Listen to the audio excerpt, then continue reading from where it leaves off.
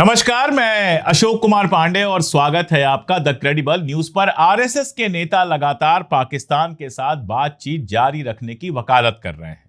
आपने बयान देखे हैं, मोहन भागवत का बयान आया था, दत्तात्रेय होसबोले का बयान आया था। ये लोग कह रहे हैं कि पाकिस्तान के साथ भारत को बातचीत करनी चाहिए, लेकिन क्या सरकार को किनारे रखकर या फिर सरकार के इशारे पर आरएसएस के लोग खुद बातचीत कर रहे हैं पाकिस्तान के साथ?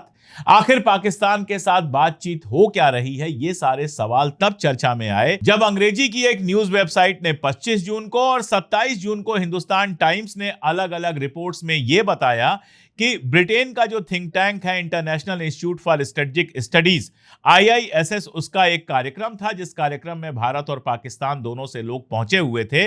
और कार्यक्रम के अलावा, कार्यक्रम के बाहर, कार्यक्रम में मुलाकात हुई, बातचीत हुई, वो एक अलग मामला है। उससे बाहर ट्रैक 2 बातचीत हुई है 1.5 दिन तक। अब ये देखिए कि ट्रैक 2 बातचीत कहते किसको है। ट्रैक 1 बातचीत का मतलब यह होता है जब ऑफिशियली इंडिया और पाकिस्तान के रिप्रेजेंटेटिव आपस में बात करते हैं।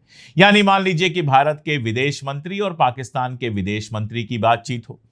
मान लीजिए कि भारत के जो फॉरेन सेक्रेटरी हैं और पाकिस्तान के फॉरेन सेक्रेटरी हैं, उनके बीच बातचीत हो, तो ये तो ऑफिशियल बातचीत होती है जिसको ट्रैक 1 बातचीत कहते हैं। लेकिन जब संबंध खराब होते हैं तो ये सीधी बातचीत नहीं हो पाती है।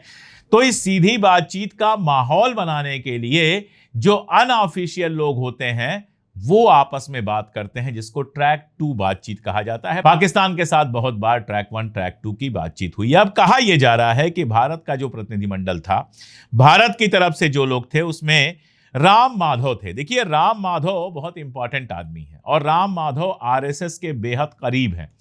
आपको याद होगा, राम माधव अमेरिका गए थे आरएसएस को लेकर। वहां पर जो बहस चल रही है उसमें आरएसएस को पाक साफ बताने के लिए अमेरिका गए थे। वहां बातचीत में उन्होंने कह दिया था कि अमेरिका को खुश करने के लिए हमने सब किया। अमेरिका ने हमारे ऊपर ज्यादा टैरिफ लगा दिया, फिर भी हम खामोश रहे। रशिया से तेल खरीदने पर रोक लगा दिया, तब भी हम चुप रहे। ईरान से तेल खरीदने पर रोक लगा दिया, तब भी हम चुप रहे। बताइए अब हम और क्या करें। बाद में उन्होंने कहा कि नहीं, मैंने जो कहा वो सही नहीं था, वगैरह वगैरह। तो राम माधव आरएसएस के रिप्रेजेंटेटिव हैं। मैं आपको यह बताऊं कि जब भारतीय जनता पार्टी की सरकार थी कश्मीर के अंदर पीडीपी के साथ, तब भी राम माधव इंचार्ज रहे हैं वहां के, जम्मू और कश्मीर के, और बहुत इंपॉर्टेंट रोल निभाया है। जिस समय वहां से 370 हटा है और सारा कुछ हुआ है, राम माधव बेहद इंपॉर्टेंट रोल में रहे हैं। तो आरएसएस के बहुत सीनियर लीडर हैं और बीजेपी में वो महासचिव रह चुके हैं। तो राम माधव का नाम आते ही आरएसएस का नाम आना तय है। उनके साथ जो दूसरा नाम बताया जा रहा है वो है पूर्व थल सेना अध्यक्ष, हमारे पूर्व जनरल जो थे MM नरवणे साहब। नरवणे साहब का नाम आया था। उन्होंने रिटायर होने के बाद किताब लिखी थी, किताब रिलीज नहीं हो पा रही थी।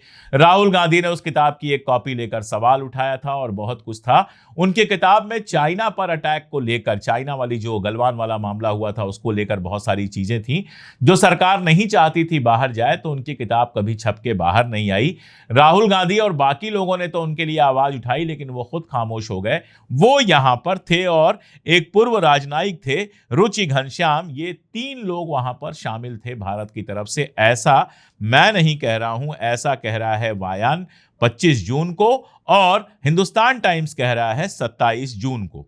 पाकिस्तान की तरफ से वहां के विदेश मंत्रालय के डीजी जो हैं, DG South Asia Sajjad Haider Khan, और पीपीपी के नेता, पाकिस्तान पीपुल्स पार्टी के नेता शेरी रहमान वहां पर थी।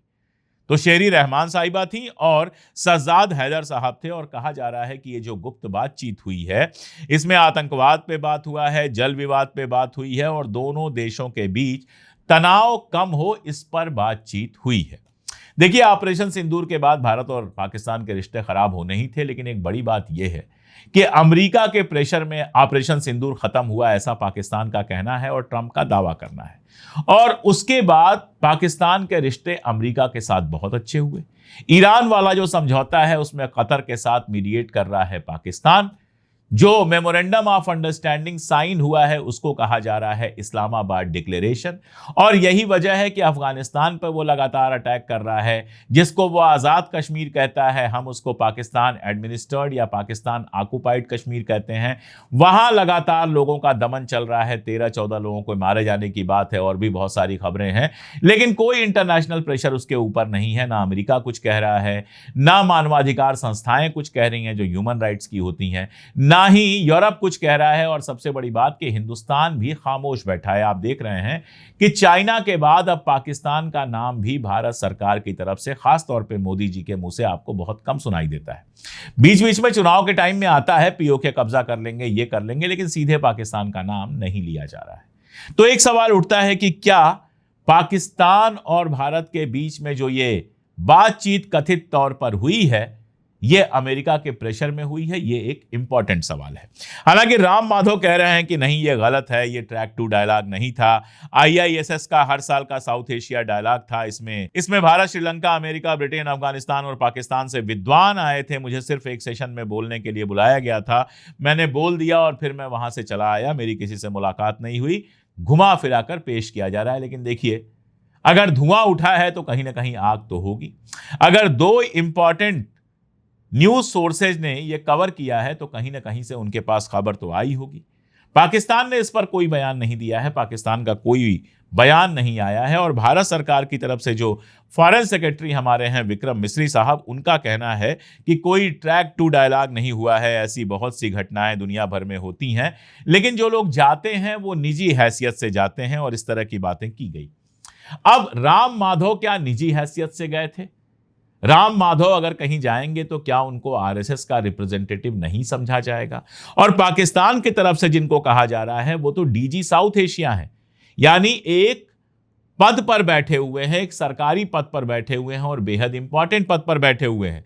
और दूसरी जो शेरी रहमान है वो पीपीपी की नेता हैं। पीपीपी जो इस समय सत्ता की भागीदार है, नवाज शरीफ और पीपीपी मिलकर सत्ता पाकिस्तान में चला रहे हैं। तो उधर से भी इंपॉर्टेंट लोग हैं, यहां से भी इंपॉर्टेंट लोग हैं। तो अगर बातचीत हुई है तो इसको सिर्फ निजी कह देना अलग बात है। भारत सरकार इसको मान्यता नहीं देना चाहती है तो समझ में आता है, क्योंकि भारत सरकार ये नहीं चाहती है कि लोग ये कहें कि भारत और पाकिस्तान के बीच में बातचीत हो रही है। यहां पर एक सवाल और है। 2017 में डोकलाम विवाद के बाद बीजेपी ने राहुल गांधी पर आरोप लगाया था कि वो चीन के राजदूत से मिले थे, जबकि रणदीप सिंह सुरजेवाला का कहना था कि चीनी राजदूत के साथ राहुल गांधी की कोई मुलाकात नहीं हुई है और ये एक झूठी कहानी। चलिए मान लिया कि आरोप सही है और राहुल गांधी मान लीजिए चीनी राजदूत से मिले ही थे, तो राहुल गांधी चीनी राजदूत से मिल ले तो ये देशद्रोह हो जाता है। और राम माधव साहब कोलंबो जाकर मुलाकात अगर करते हैं पाकिस्तान के रिप्रेजेंटेटिव से, तब कोई बात नहीं होती है। अगर दत्तात्रेय होसबोले और मोहन भागवत पाकिस्तान से रिश्ता सुधारने की बात करें तो यह देशभक्ति है। लेकिन यही बात अगर कश्मीरी नेता कह दें कि पाकिस्तान से बातचीत होनी चाहिए तो यह देशद्रोह हो जाता है।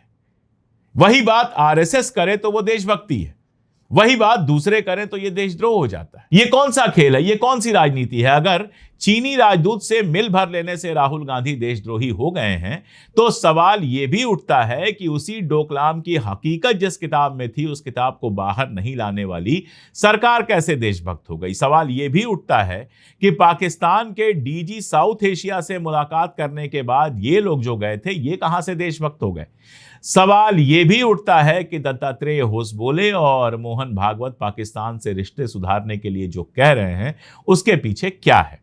देखिए, जहां तक मेरा सवाल है, मैं तो हमेशा ये बात कहता हूं कि हिंदुस्तान और पाकिस्तान दो मुल्क हैं, ये एक हकीकत है, और दो पड़ोसी मुल्क हैं, ये भी एक हकीकत है। और जब कोई पड़ोस में रहता है तो उसके साथ रिश्ते बेहतर रहें तो वो सबके लिए होता है। तो मैं तो बहुत साफ कहता हूं कि पाकिस्तान के अंदर भारत से नफरत फैलाकर और भारत के अंदर पाकिस्तान से नफरत फैलाकर जो राजनीति की जाती है उसका पॉलिटिकल फायदा भले मिल जाए, लेकिन दोनों मुल्कों को इसका जबरदस्त नुकसान होता है। इसलिए बेहतर तो यही होता कि बातचीत की जाती, रिश्ते सुधार लिए जाते और दोनों मुल्क कायदे से रहते।